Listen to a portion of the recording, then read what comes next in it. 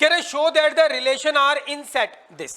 Relation R किस में? इस वाले सेट में डिफाइंड है। तो इस वाले सेट का यार नाम रख लेते हैं, उसने नाम नहीं रखा तो लेट कर लेते हैं, सेट को बुला देते हैं ए। 1 2 3। एक बारी मैं क्वेश्चन बताऊंगा कि कैसे बन रहा है, लेकिन बार बार डिस्कस नहीं करेंगे। हालांकि पिछली क्लास में हमने डिस्कस किया था कि क्वेश्चन कहां से निकला होगा, लेकिन फिर एक बारी फिर देख लेते हैं। कह रहे show that the relation R in set A, इसका नाम रख दिया ए। शो करो रिलेशन आर किसमें? सेट ए में। जैसी उसने इतनी बात बोल दी ना कि रिलेशन आर किसमें? सेट ए में, तो आपको समझ में आ जाना चाहिए रिलेशन आर अगर सेट ए में है तो उसने क्या किया होगा? ए का ए के साथ क्या? Cartesian product. बहुत सारे जोड़े आ गए होंगे, कुछ जोड़े उसने बाहर निकाल के सबसेट बनाया, और वो सबसेट क्या होगा? रिलेशन। बहुत सारे सबसेट निकल सकते हैं, बहुत सारे रिलेशन हो सकते हैं, लेकिन उसने एक रिलेशन निकाल के देगा और उस रिलेशन के बारे में पूछेगा, बताओ ये कैसा है? अरे कितने सारे सबसेट निकल सकते हैं, कितने सारे रिलेशन होंगे, लेकिन एक बोल देगा कि मैं तो ये वाला रिलेशन निकाल रहा हूँ, ये वाले जोड़े बाहर निकाल के सबसेट बना रहा हूँ, ये वाला रिलेशन बना रहा हूँ, इस रिलेशन के बारे में बताओ क्या ये है, क्या ये है, क्या ये है। बात समझ में आ रही है भाई? तो क्वेश्चन कैसे बना होगा? जैसे ही उसने ये बात बोल दी तो आपके दिमाग में आ जाना चाहिए यार क्वेश्चन कैसे क्रिएट हुआ होगा कि show that the relation R in set A. Relation अगर आर सेट ए में है तो आपको बताया कि उसने पहले सेट ए का सेट ए के साथ क्या किया होगा? Cartesian product. ये आपको करना नहीं है, बस मैं तो एक बार ऐसे डिस्कस कर रहा हूँ। उसने सेट ए का सेट ए के साथ कार्टेशियन प्रोडक्ट किया होगा। बहुत सारे जोड़े आए होंगे। कौन कौन से जोड़े? 1 1 आया होगा, 1 2 आया होगा, 1 3 आया होगा, 2 1 एंड 2 2 एंड 2 3, ऐसे करके बहुत सारे जोड़े, एंड 3 1 एंड 3 2 एंड 3 3, ऐसे करके बहुत सारे जोड़े आए होंगे। तो एक सेट ए है, उसने सेट ए के साथ कार्टेशियन प्रोडक्ट किया तो बहुत सारे जोड़े आए। उसने कुछ जोड़े बाहर निकाल लिए और क्या बना लिया? सबसेट। कितने जोड़े बाहर, कितने सबसेट बना सकते हो आप बताओ? इसके अंदर कितने एलिमेंट? इसमें 1 2 3 4 5 6 7 8 9 एलिमेंट है। तो कितने सबसेट निकाले सकते हैं? 2 की पावर 9, 512 सबसेट निकाले सकते हैं। यानी कितने रिलेशन होंगे? 512 रिलेशन होंगे। लेकिन आपको 512 रिलेशन के बारे में नहीं पूछ रहा है आपसे, वो किसके बारे में पूछ रहा है? एक रिलेशन जो उसने निकाला उसके बारे में पूछ रहा है। उसने कौन से जोड़े बाहर निकाले? आपको निकालने नहीं है जोड़े, आपको कार्टेशियन प्रोडक्ट भी नहीं करना, आपको ये सारे जोड़े नहीं बनाने, आपको कुछ जोड़े बाहर निकाल के सबसेट यानी रिलेशन नहीं बनाना है। वो तो रिलेशन देगा, इतना काम तो उसने कर ही दिया। तो उसने कुछ जोड़े बाहर निकाले, यहां से क्वेश्चन दिया है उसने, कुछ जोड़े बाहर निकाले और वो सबसेट है तो उसने बोल दिया रिलेशन। कौन कौन से जोड़े बाहर निकाले? 1 1, देखो इसी में से निकले होंगे। और क्या निकाले? 2 2, और क्या निकाला? 3 3, और क्या निकाला? 1 2, और क्या निकाला? 2 3। ठीक है भाई, ये निकाल लिया उसने बाहर। ये रिलेशन, ये सबसेट हो गया, इसके सारे एलिमेंट इसके अंदर है तो सबसेट है, सबसेट तो रिलेशन है। अब यहां से क्वेश्चन वो बनाएगा, बोलेगा ये जो रिलेशन तुमने निकाला है उसके बारे में आपको शो करना है। Show that the relation R in set A given by R, ये दे रखा है, रिलेशन आर ये हो गया, इज रिफ्लेक्सिव। वो कह रहा है कि शो कर दो ये क्या है? रिफ्लेक्सिव। तो रिलेशन देखो फाइनाइट सेट है। क्या है? फाइनाइट। फाइनाइट है तो फाइनाइट तरीके से करेंगे। फाइनाइट तरीके से मतलब कि 1 बिलोंग, रिफ्लेक्सिविटी के लिए क्या होता है? 1 बिलोंग करता है ए में तो 1 1 जोड़ा इसके अंदर है, 2 बिलोंग करता है ए में तो 2 2 भी है, 3 बिलोंग करता है ए में तो 3 3 भी है। यस और नो? तो इसको बोलते हैं कि अगर ये फाइनाइट सेट दिख रहा है आपको और छोटा फाइनाइट सेट है तो हम इसको पर्टिकुलर वे में करेंगे। पर्टिकुलर मतलब कि एलिमेंट लेके करेंगे। और अदरवाइज अगर ये रिलेशन आर कैसा होता है? इनफाइनाइट एलिमेंट होते तो हम जनरल वे में करते हैं। जनरल वे मतलब रिफ्लेक्सिविटी की डेफिनेशन से। डेफिनेशन क्या है? A belongs to R for all a belongs to A. बात समझ में आ रही है भाई? दोनों में भी अंतर पता लगेगा करते करते, देखना। क्योंकि ये पर्टिकुलर क्वेश्चन है, फाइनाइट सेट है रिलेशन, थोड़े से एलिमेंट है, तो हम इसको बिल्कुल इसी वे में कर देंगे जिस वे में हमसे बात कर रहा है। देखना भाई, तो ये कुछ जोड़े बाहर निकाल के सबसेट बनाए, रिलेशन हो गया। वो कहता है शो करो इज रिफ्लेक्सिव। क्या शो करना है कि रिफ्लेक्सिव है? तो ठीक है भैया, हमें 2 शो करना है रिफ्लेक्सिव है, कर दे शो। तो रिफ्लेक्सिविटी की डेफिनेशन क्या होगी? देखो हमें पता है कि 1 बिलोंग करता है कहां पर? ए में। 1 बिलोंग कहां पे करता है? ए में। ठीक है, तो 1 बिलोंग कर रहा है ए में एंड इट इंप्लाइज दैट 1 1 जोड़ा कहां पर है? बोलो। आर में 1 1 जोड़ा है भाई। 1 बिलोंग करता है तो 1 1 जोड़ा बिलोंग करता है। 2 बिलोंग करता है कहां पर? ए में, तो इट इंप्लाइज दैट 2 2 जोड़ा भी कहां बिलोंग करता है? आर में। समझ में आ रही है बात भाई? अरे हाँ या ना? और देखो 3 बिलोंग करता है कहां पर? ए में, तो 3 3 जोड़ा भी कहां बिलोंग करता है? आर में। बात समझ में आ गई भाई? तो जितने भी एलिमेंट ए में बिलोंग करते हैं उनके उन्हीं के साथ जोड़े कहां बिलोंग करते हैं? आर में करते हैं। और ये क्या, कौन सी डेफिनेशन को शो करता है? ये रिफ्लेक्सिविटी को। हाँ या ना? ठीक है, इसको बाद में लिखेंगे कि 1 1 जोड़ा आर में है और 1 कहां बिलोंग करता है? ए में करता है। 2 2 जोड़ा आर में है और 2 कहां बिलोंग करता है? ए में करता है, थ्री जोड़ा आर में बिलोंग कर रहा है, यस, और 3 कहाँ बिलोंग करता है, ए में। अब इसको मिलाकर लिख सकते हैं, ये पर्टिकुलर वे है, इसको मिलाकर लिख सकते हैं। अब बोल सकते हो आप क्या कि ए जोड़ा कहाँ बिलोंग कर रहा है, आर में, और फॉर ऑल ए किसके एलिमेंट है, ए के, for all a belongs to A, तो ये रिफ्लेक्सिव हो गया, यस और नो। समझ में? खाली इस डेफिनेशन से आप पर्टिकुलर क्वेश्चन जिसमें फाइनाइट रिलेशन आर कैसा आए, फाइनाइट सेट, फाइनाइट मतलब थोड़े से एलिमेंट दिख रहे हैं आपको, तो बिल्कुल इसी तरीके से दिखा दो यार, 1 बिलोंग करता है। अपनी डेफिनेशन क्या थी, रिफ्लेक्सिविटी की डेफिनेशन क्या होती है कि ए में जितने भी एलिमेंट है उनके उन्हीं के साथ जोड़े कहां बिलोंग करते हैं भाई, आर में। ए में कौन सा एलिमेंट है 1, तो 1 का 1 के साथ जोड़ा आर में बिलोंग करता है। ए में कौन सा एलिमेंट है 2, तो 2 कहां बिलोंग करता है, आर में। ए का कौन सा एलिमेंट है 3, तो 3 का 3 के साथ जोड़ा भी आर में बिलोंग करता है। तो हम बोल सकते हैं जितने भी एलिमेंट ए में बिलोंग करते हैं उनके उन्हीं के साथ जोड़े कहां बिलोंग कर रहे हैं, आर में। अब लिख दो, पहले ये लिख के बता दिया पर्टिकुलर कि जितने भी एलिमेंट हैं ये उनके उन्हीं के साथ जोड़े आर में है, दिख रहे हैं, आर उसने ऐसा निकाल रखा है। तो आप बोल सकते हो कि ए जोड़ा कहां बिलोंग करता है, आर में, और ये बात कथन सत्य हो गया किसके लिए, for all a belongs to A के लिए। 3 ही एलिमेंट है तो for all a belongs to A. अब बोल सकते हो, कहानी समझ में आ गई, क्लियर है भाई। तो ये रिफ्लेक्सिव है। फिर क्या बताना है, फिर बताना है बट नाइदर सिमेट्रिक, सिमेट्रिक ये जो रिलेशन है वो सिमेट्रिक नहीं है। अच्छा बच्चों सुनना मेरी बात ध्यान से, एक शहर में 10 चोरियां हुई। कितनी चोरी हुई, एक बंदे को पकड़ा गया, और ये साबित करना है, अगर मुझे एक शहर में 10 चोरियां हुई, एक बंदे को पकड़ा गया, अगर मुझे ये साबित करना है कि ये बंदा चोर नहीं है, क्या साबित करना है, चोर नहीं है, तो मुझे यह साबित करना पड़ेगा कि एक भी चोरी में इसका हाथ नहीं है। पहली चोरी में इसका हाथ नहीं था, दूसरी चोरी में इसका हाथ नहीं, तीसरी चोरी में इसका हाथ नहीं, चौथी चोरी में इसका हाथ नहीं, 5वीं में हाथ नहीं, 6ठी में, 7वीं में, 8वीं में, 9वीं में, 10वीं में इसका हाथ ही। तो मुझे सारी चोरियों में यह दिखाना पड़ेगा कि इसका एक भी चोरी में हाथ नहीं है, तो यह बंदा क्या होगा, चोर नहीं होगा।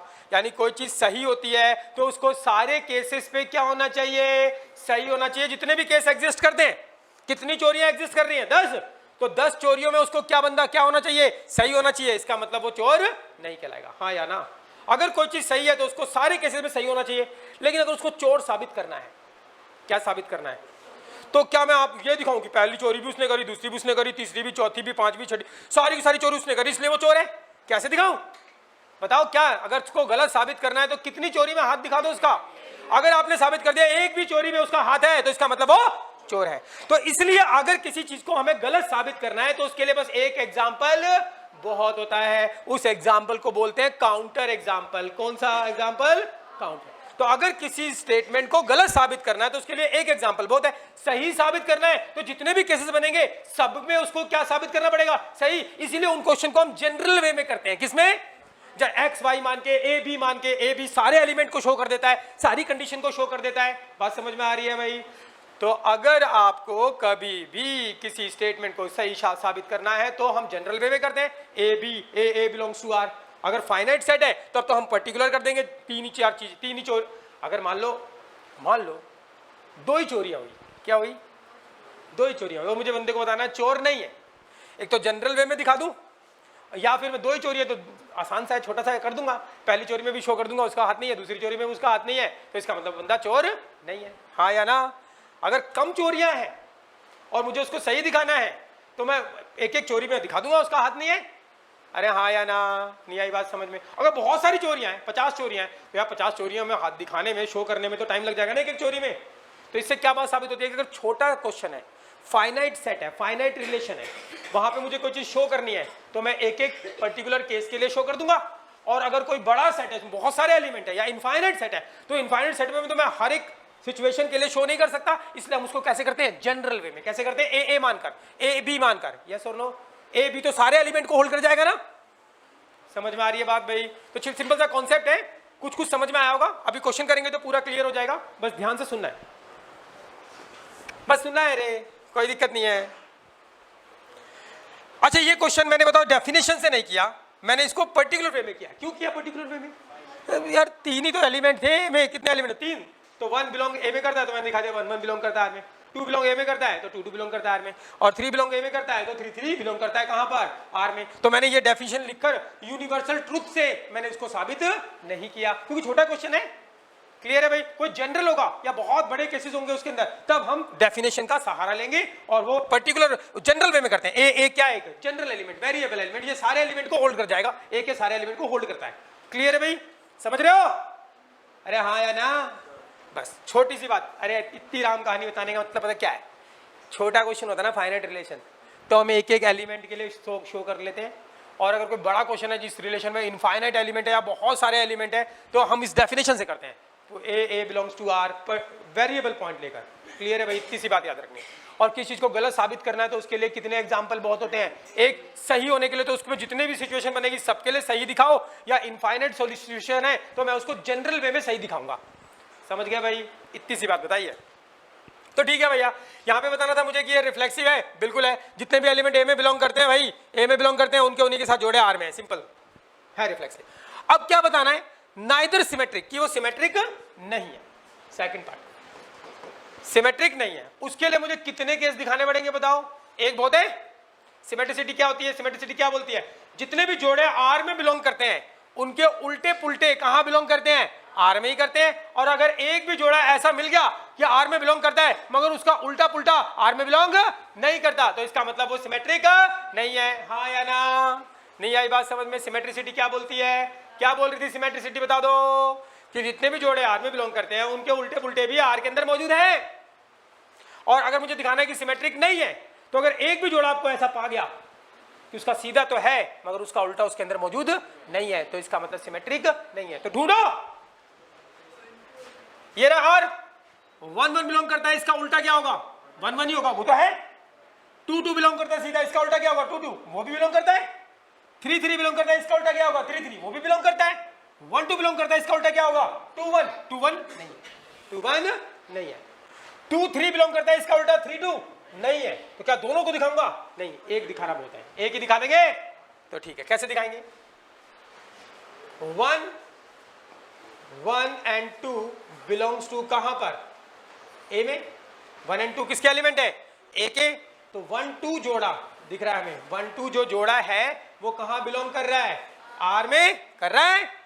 बट 2 1 जोड़ा does not belongs to R. तो 1 2 तो बिलोंग कर रहा है आर में, मगर 2 1 बिलोंग नहीं कर। क्या मैं इसके लिए भी दिखाऊं कि 2 3 बिलोंग कर रहा है मगर 3 2 बिलोंग नहीं कर रहा है? क्या ये भी दिखाना जरूरी है? नहीं। किसी को गलत साबित करना है तो कितने एग्जाम्पल बहुत हैं भैया? एक। तो एक ही एग्जाम्पल से हो जाएगा। एक में भी केस में गलत है तो गलत है, एक भी चोरी में उसका हाथ है तो हाथ चोर है रे। क्लियर है? तो ठीक है भाई, 1 2 बिलोंग करता है आर में बट 2 1 बिलोंग नहीं करता। तो सिमेट्रिसिटी में तो ऐसा नहीं होता ना, 1 2 करता तो 2 1 भी करना चाहिए। तो एक भी एलिमेंट के साथ सिचुएशन होल्ड नहीं कर रही, तो इसका मतलब नॉट सिमेट्रिक, ये सिमेट्रिक नहीं है। क्लियर है भाई? अभी क्या शो करना है? नाइदर ट्रांजिटिव, ट्रांजिटिव नहीं है। तो आपको इसके अंदर ऐसे 2 जोड़े ढूंढने पड़ेंगे जिसमें कॉमन एलिमेंट हो। अरे हाँ या ना? इसके अंदर ऐसे 2 जोड़े ढूंढो जिसमें क्या हो? एक कॉमन एलिमेंट हो बी, और ए भी ढूंढो और बी सी ढूंढो जो इसके अंदर करते हो लेकिन ए सी ना करता हो। चलो देखो दिख रहा है क्या? देखो 1 2 और 2 3, 1 2 बिलोंग करता है, 2 3 करता है, मगर 1 3 इसके अंदर नहीं है। हाँ या ना?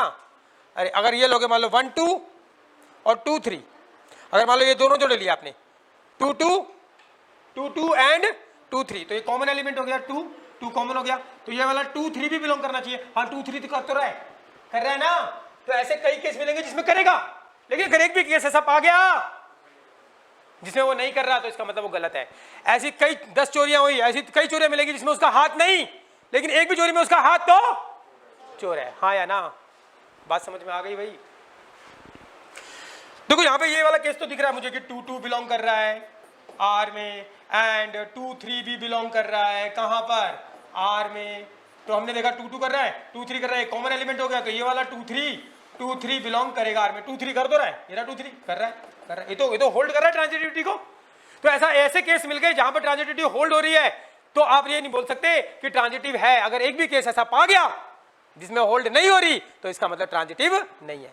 अगर 100 केसेस में है ट्रांजिटिव लेकिन एक भी उसमें केस ऐसा आ गया जिसमें ट्रांजिटिव नहीं है, तो वो पूरा ट्रांजिटिव नहीं है। अरे हाँ या ना? बात समझ में आ रही है?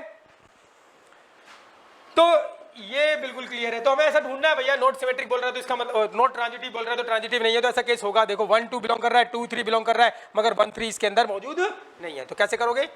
पहले इस ये 1 2 3 जो एलिमेंट है वो किसके हैं? ए के। ये लिखना जरूरी है। 1 2 3 कहाँ बिलोंग करते हैं? ए में करते हैं। तो 1 2 जोड़ा कहाँ बिलोंग कर रहा है? आर में कर रहा है, दे रखा है 1 2 जोड़ा आर में। एंड 2 3 जोड़ा कहाँ बिलोंग कर रहा है भाई? आर में। 1 2 बिलोंग कर रहा है आर में, 2 3 आर में बिलोंग कर रहा है। बट 1 2 कर रहा है, 2 3 कर रहा है, बट 1 3 जोड़ा तो बना मगर does not belongs to R. इसका मतलब ये ट्रांजिटिव नहीं है, नॉट ट्रांजिटिव। अरे समझ में आ गई गांव वालों? कहानी क्लियर है? लिखिए